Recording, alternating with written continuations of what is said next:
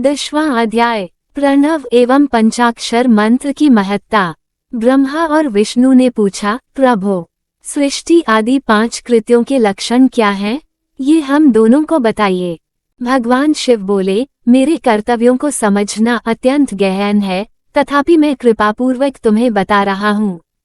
सृष्टि, पालन, संहार, तिरोभाव और अनुग्रह मेरे जगत संबंधी 5 कार्य हैं जो नित्य सिद्ध हैं।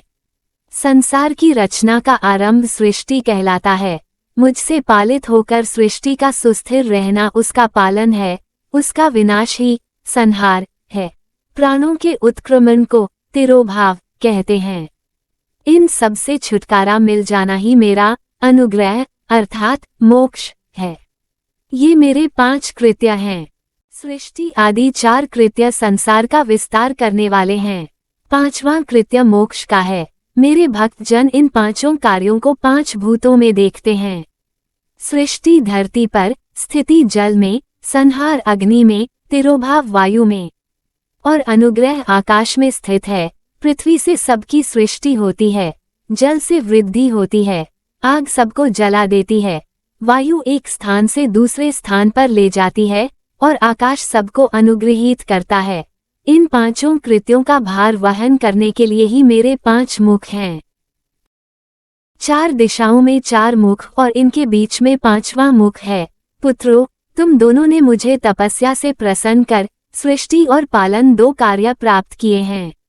इसी प्रकार मेरी विभूति स्वरूप रुद्र और महेश्वर ने संहार और तिरोभाव कार्य मुझसे प्राप्त किए हैं। परंतु मोक्ष मैं स्वयं प्रदान करता हूँ।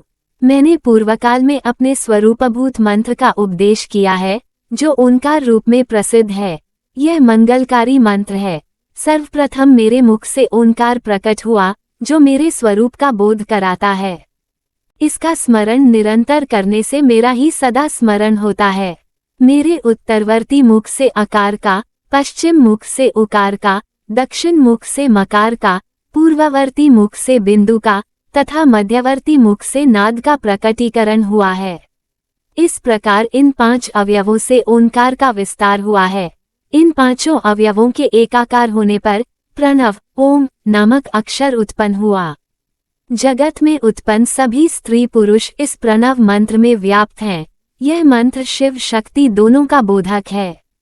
इसी से पंचाक्षर मंत्र ओम नमः शिवाय की उत्पत्ति हुई है। यह मेरे साकार रूप का बोधक है। इस पंचाक्षर मंत्र से मातृका वर्ण प्रकट हुए हैं, जो 5 भेद वाले हैं। इसी से शिरोमंत्र सहित त्रिपदा गायत्री का प्राकट्य हुआ है।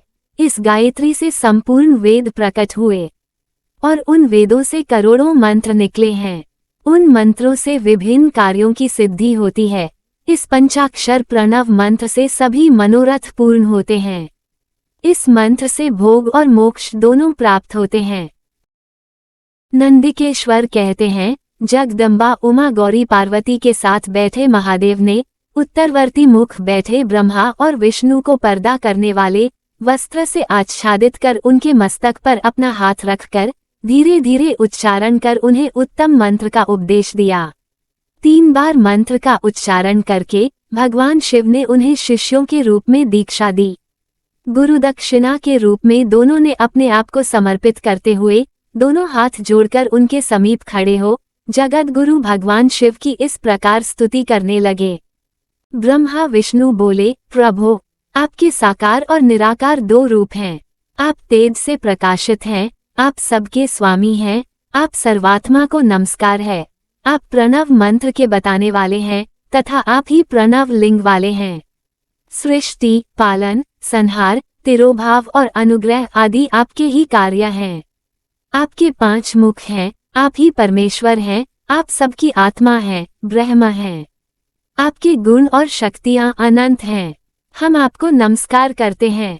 इन पंक्तियों से स्तुति करते हुए गुरु महेश्वर को प्रसन्न कर ब्रह्मा और विष्णु ने उनके चरणों में प्रणाम किया।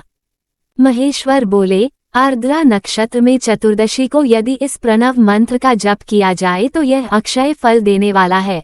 सूर्य की संक्रांति में महा आर्द्रा नक्षत्र में 1 बार किया प्रणव जप करोड़ों गुना जप का फल देता है। मृगशिरा नक्षत्र का अंतिम भाग तथा पुनर्वसु का शुरू का भाग पूजा, होम और तर्पण के लिए सदा आर्द्रा के समान ही है। मेरे लिंग का दर्शन प्रातः काल अर्थात मध्याह्न से पूर्वकाल में करना चाहिए। मेरे दर्शन पूजन के लिए चतुर्दशी तिथि उत्तम है। पूजा करने वालों के लिए मेरी मूर्ति और लिंग दोनों समान हैं। फिर भी मूर्ति की अपेक्षा लिंग का स्थान ऊंचा है, इसलिए मनुष्यों को शिवलिंग का ही पूजन करना चाहिए। लिंग का ओम मंत्र से और मूर्ति का पंचाक्षर मंत्र से पूजन करना चाहिए। शिवलिंग की स्वयं स्थापना करके या दूसरों से स्थापना करवाकर उत्तम द्रव्यों से पूजा करने से मेरा पद सुलभ होता है। इस प्रकार दोनों शिष्यों को उपदेश देकर भगवान शिव अंतर्धान हो गए। दोस्तों, मिलते हैं अगले वीडियो में अगले अध्याय के साथ। हर हर महादेव।